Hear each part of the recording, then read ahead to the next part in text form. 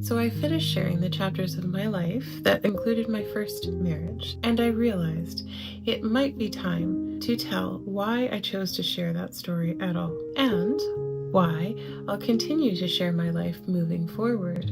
I chose to share a little tidbit of my childhood because our early experiences shape how we love, how we hope, and how we choose. That part didn't need much explanation, it's simply context. However, sharing my previous marriage, that was harder. As I considered carefully how to explain, I realized that I didn't share that part of my story to showcase pain, or strength, or endurance. I was sharing it as a witness. I chose to tell it because I wanted to do something rare to bear witness to a real human story.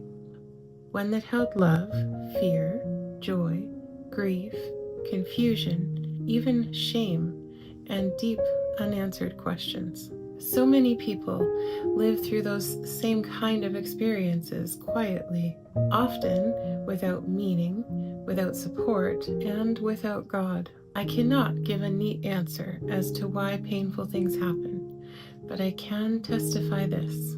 When God becomes your source, your Father, your anchor, and the center of your love, nothing in your life is wasted. Not the joy, not the mistakes, and not even the suffering. Well, I hesitated to tell the story of my first marriage because I am an empath. To tell that story honestly meant revisiting feelings, even love, long after the relationship ended. I wasn't sure if that was healthy, but that's where the sweet surprise came in. As I wrote, as I remembered how often God met me in the middle of it all, something unexpected came of it. My love for God deepened even further. My trust in His wisdom grew, and I could apply that even to life today. And I felt a peace I hadn't known before. I want to be a witness that there is a God who knows exactly what each of us needs. A God who works through every chapter, not just the right ones. Some memories were painful to tell.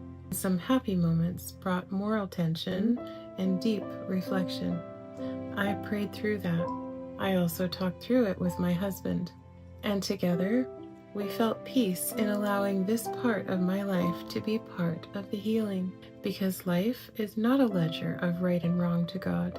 It's a story of redemption. Every chapter is an opportunity to cooperate with the Lord. Every chapter is a chance for good to rise where destruction tried to take root. I wasn't able to rescue my first husband from a path that would harm us both, but I learned accountability, and I learned how strong God's presence within us truly is, and I learned how to pray deeply, honestly, and without condition. And while I no longer stand in longing, I still pray for Sam and his family, not from nobility, but from transformation. That's grace. Grace is rest. Grace is freedom. Grace allows us to accept whatever calling God places on our lives. And mine is to share what I've learned. Human life is full of suffering in one form or another. But when suffering is brought to God, it can become joy. It can become praise. It can become worship. It can become purpose. And finally, I share because I want you to know you're not alone. Loss, grief, confusion, especially around marriage and divorce, can be isolating and heavy with shame. I felt that too. But God never met me with condemnation, even in my mistakes. Instead, He met me with mercy and turned sorrow into praise. And that is why I share.